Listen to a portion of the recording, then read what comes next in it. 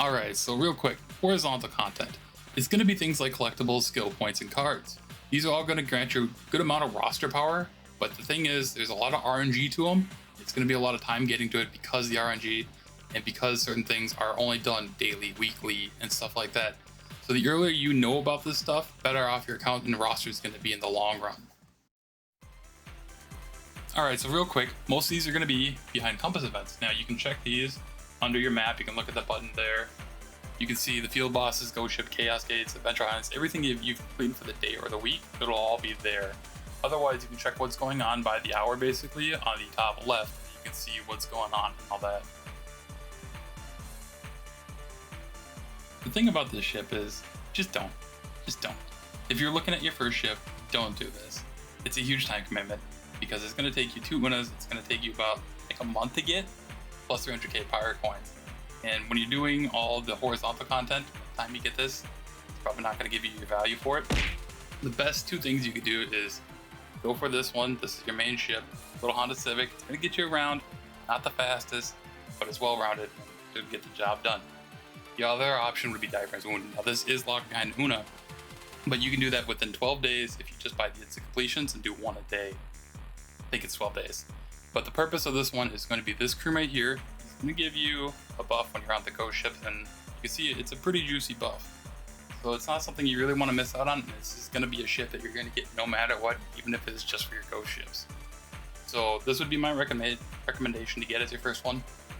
You can get the Astray as a long-term goal, but if you're doing sea events, your speed isn't going to matter because it's RNG if you get the keys. Ghost ship is going to be the most simple one. It's something you can only do once a week. So if you have the Iron's Wound, do it, bring that if you have the buff at least. And then there's no real rewards from it. It's just going to be honing materials. So there's no reason to ever backtrack to these, just the highest one you can. And that takes us to field bosses. Now field bosses, you can only do it 1 time a day, a single boss when they're up. So you'll see if they're up again on the compass. And the thing about them is they can drop the souls, they can drop the maps, and then even Thunderwing here, you can drop the Stone of Chaos, which is going to be needed for your relic sets, for creating them and upgrading them. So if you're like me, you're in that point, but you haven't gotten all your Island Souls yet, you're going to be skipping your kill on Thunderwing if you want the Island Soul, or you got to decide which one you value. Chaos Gate, just like the Ghost Ship, pretty simple choice. Just do the highest eye level you can on them. They're going to drop materials, they're going to drop maps. They're not going to be really anything big as far as horizontal progression does. Now they will have the rage runes on them, and generally you really only need the highest tier. You're never really going to equip 2 different ones, so I mean, that's why I would say just do the highest one you can, because once you get to tier 3, you're going to get the legendary. You won't need any of the other ones, because no build that I know of runs multiple rage runes. And that leads us to Adventure Island. Now the quick and dirty way to sum it up is follow Card Island.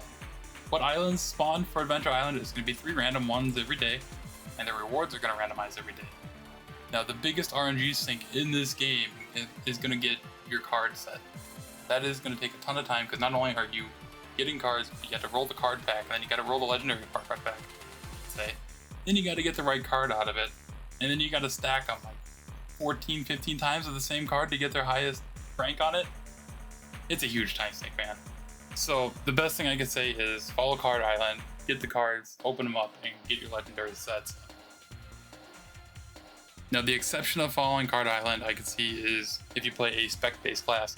Because if you can't get your rotation off and get your transform in 1 rotation, it's pretty awful playing a spec-based class and stuff like that. So that would be Lagoon Island. That drops a Wealth Rune, a purple one, and the other one would be the 34 Sea Bounty Epic Wealth Rune. That's it. Beyond that, I really suggest chasing card. Now I'm not going to get into depth with cards just because there's a lot of resources for it, but I'm going to say this, the Saint guide that I'm showing here that I will link down below will have a good card set guide here that will show what are good starter sets and what you're aiming for. Then you can kind of see where you can get the free ones and how to get each one of them.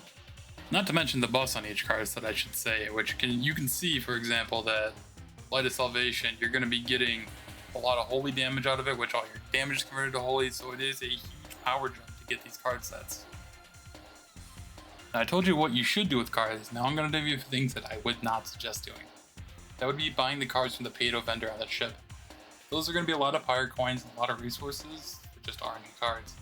Second is going to be Soulless runs. That is going to be a 2 to 4 hour run running through the MSQ when there's just so many other things you can do that give you more guaranteed power. Soulless cards, you're going to have way too many later on and you're going to regret those runs. I regret mine. Simple as that. And then the third one is going to be the selection card packs. That lets you pick a legendary out of them. I would really suggest holding on to it because you don't want to be trying to get your 30-piece set of Light of Salvation and you use your cards on a card you have capped and you keep on getting that card through RNG. So the best thing I can say is be patient. I know it might be tempting to get a set achieved early, but it will pay off in the long run. Giant Hearts and Omnium Stars, they don't really get a dedicated section because they're basically going to be locked behind field boss kills, Rapports, and all the other normal things that you would find with Island Souls and such like that. The big thing would be in Omnium Stars. They're going to have the Wealth Rune and the Protection Rune.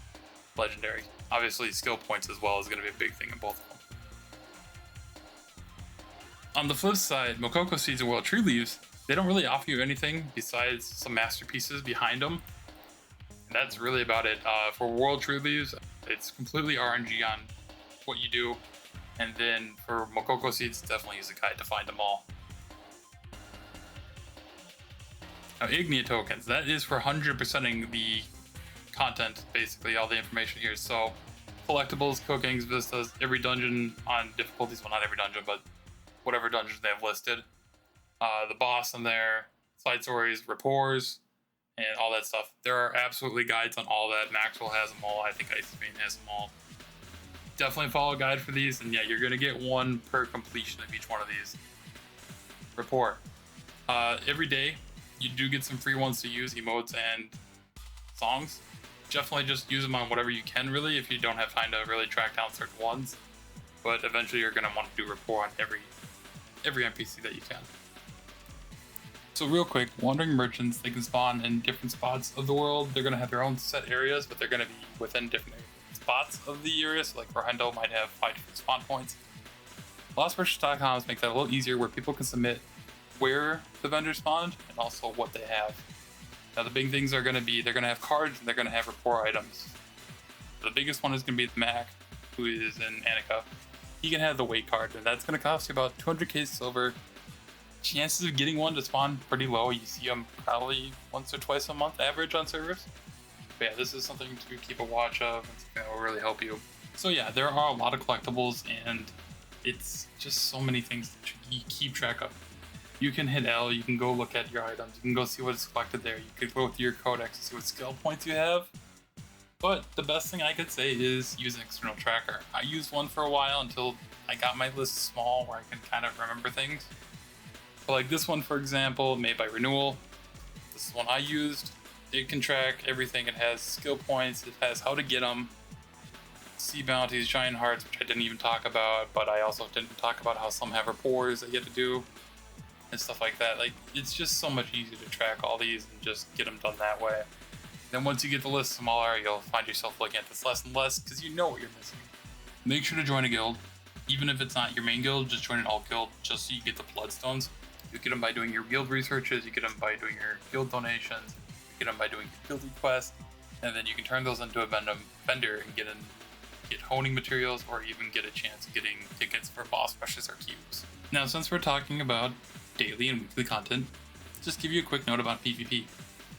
So, PvP will not give you any horizontal progress, but it will help you with your vertical progress.